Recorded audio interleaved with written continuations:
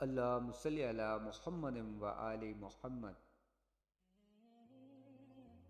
شروع کرتا ہوں اللہ کے ببرکت نام سے جو نہایت ہی مہربان اور رحم کرنے والا ہے۔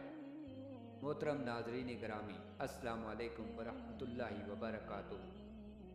آج کا ہمارا مضمون حضرت آدم علیہ السلام کی وفات اور اپنے بیٹے حضرت شیث علیہ السلام کی وصیت کے بارے میں ہے، جس کی ہیڈ لائن کچھ یوں ہے: حضرت آدم علیہ السلام کی وفات، حضرت شیث کو کون سی وصیت کی گئی، حضرت آدم علیہ السلام کی جنت کا پھل کھانے کی آرزو، فرشتوں کی جنازے میں شرکت، حضرت آدم علیہ السلام کے بعد قیادت کس طرح منتقل ہوئی۔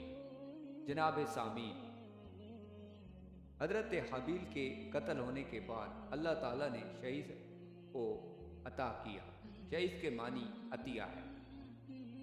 حضرت ابو ذر رسول اللہ صلی اللہ علیہ وآلہ وسلم سے نقل فرماتے ہیں کہ اللہ تعالیٰ نے آسمان سے کل 104 صفحے نازل کیے، ان میں سے 50 صفحے حضرت شیث علیہ السلام پر نازل کیے گئے۔ محمد بن اسحاق فرماتے ہیں کہ جب حضرت آدم علیہ السلام کی وفات کا وقت قریب آیا تو آپ نے اپنے بیٹے حضرت شیث علیہ السلام کو وصیت کی، دن اور رات کے اوقات کی تعلیم دی اور ان اوقات کی عبادات سکھائیں اور ایک بہت بڑے طوفان کے آنے کی پیشن گوئی کی۔ محمد بن اسحاق کہتے ہیں کہ کہا جاتا ہے کہ اولاد آدم کے تمام نسب حضرت شیث علیہ السلام تک پہنچے، کیونکہ آپ کے سوا تمام اولاد آدم ختم ہو چکی تھی۔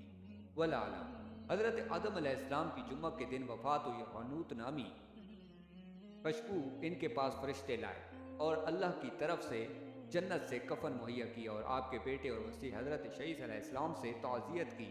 ابن اسحاق کہتے ہیں کہ آدم علیہ السلام کی وفات کے بعد سورج اور چاند 7 دن تک گہنائے رہے اور ان کی روشنی مدھم ہو گئی۔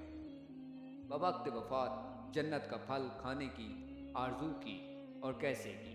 حضرت ابن کعب فرماتے ہیں کہ حضرت آدم علیہ السلام کی وفات کا وقت قریب آیا تو اپنے بیٹوں کو فرمایا، میرے بیٹو، میں جنت کا پھل کھانا چاہتا ہوں۔ تو آپ کے بیٹے پھل لینے کے لیے چل پڑتے ہیں۔ راستے میں فرشتوں سے ملاقات ہو گئی تو ان کے پاس کفن اور حنوت نامی خوشبو تھی اور 7 کلاڑیاں، بیلچے اور ٹوکریاں موجود تھیں۔ فرشتوں نے کہا، اے آدم کے بیٹے، کہاں جا رہے ہو اور کیا تلاش کر رہے ہو؟ انہوں نے جواب دیا کہ ہمارے باپ آدم علیہ السلام سخت بیمار ہیں اور جنت کا پھل کھانا چاہتے ہیں۔ فرشتوں نے کہا کہ واپس چلو، تمہارا باپ آدم علیہ السلام اس دنیا سے رخصت ہونے والا ہے، ان کا وقت پورا ہو چکا ہے۔ جب فرشتے آدم علیہ السلام کے پاس پہنچے تو حضرت حوا علیہ السلام نے ان کو پہچان لیا۔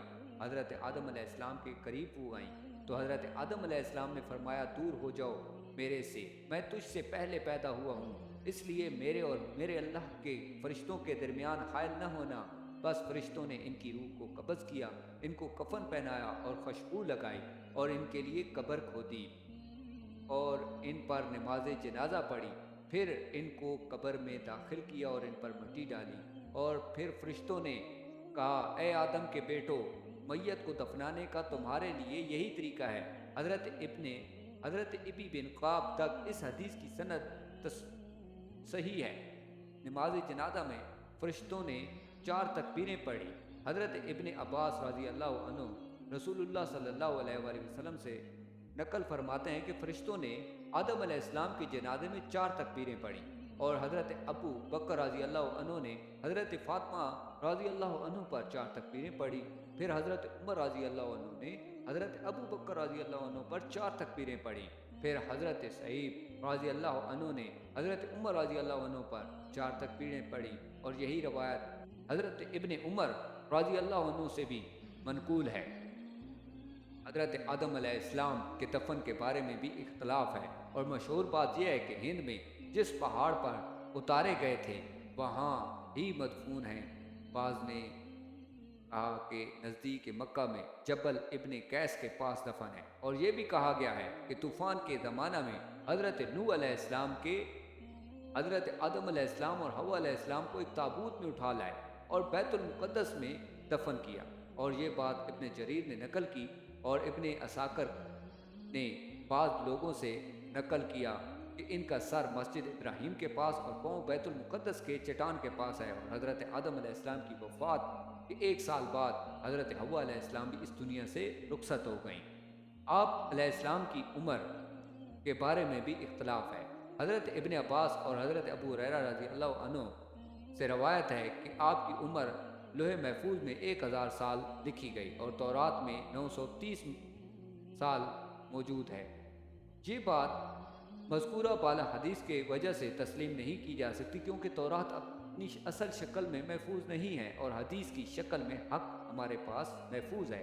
نیز تورات اور حدیث کی دونوں باتوں میں جمع اور تطبیق بھی ممکن ہے۔ اگر تورات کی بات تغییر و تبدیل سے محفوظ تسلیم کر لی جائے تو تحقیق یوں ہوگی کہ تورات والی مدت 930 برس بنتی ہے، جو قمری سال کے مطابق 957 سال بنتے ہیں، اور جنت میں ان کا قیام 43 سال تھا، جسے ہم ابن جریر کے حوالے سے ذکر کر چکے ہیں۔ اس طرح یہ مدت کل 1000 سال بنتی ہے۔ ابن عساکر عطا خرسانی سے نقل کرتے ہیں کہ انہوں نے فرمایا کہ حضرت آدم علیہ السلام کی وفات ہونے پر مخلوق 7 دن تک روتی رہی۔ حضرت آدم علیہ السلام کی وفات کے بعد تمام تر معاملات کی ذمہ داری حضرت شیس علیہ السلام نے سنبھالی۔ وہ حدیث کی نسبت سے نبی تھے، اور یہ حدیث حضرت ابو ذر رضی اللہ عنہ سے ابن حبان نے مرفوعاً روایت کی ہے۔ حضرت شیس علیہ السلام پر 50 صفحے نازل کیے گئے، اور حضرت شیس علیہ السلام کے بعد ان کے بیٹے انوش نے معاملات کی ذمہ داری سنبھالی۔ آپ نے اپنی وفات کے بعد انوش کو وصیت کی تھی، اور انوش کے بعد ان کے بیٹے کینن اور ان کے بعد ان کے بیٹے میلاییل نے معاملات کی ساری ذمہ داری سنبھالی۔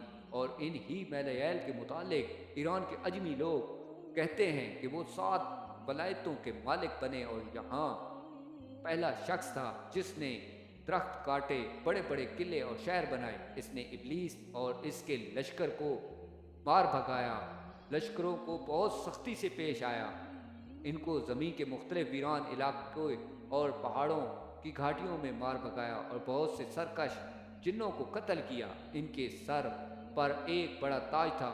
وہ لوگوں کو وعظ اور نصیحت کرتے تھے، اور ان کی بادشاہی 40 سال تک رہی۔ اس کے بعد ان کا بیٹا یرد معاملات کا نگران بنا، اور جب ان کی موت کا وقت آیا تو اس نے اپنے بیٹے خنوخ کو وصیت کی، اور یہی خنوخ کے بارے میں قول مشہور ہے کہ یہ ادریس علیہ السلام تھے۔ جناب ناظرین گرامی، آج کا ہمارا واقعہ یہاں پر اختتام پذیر ہوتا ہے، اور ہم آنے والی نیکسٹ ویڈیو تک آپ سے اجازت طلب کرتے ہیں۔ اللہ حافظ۔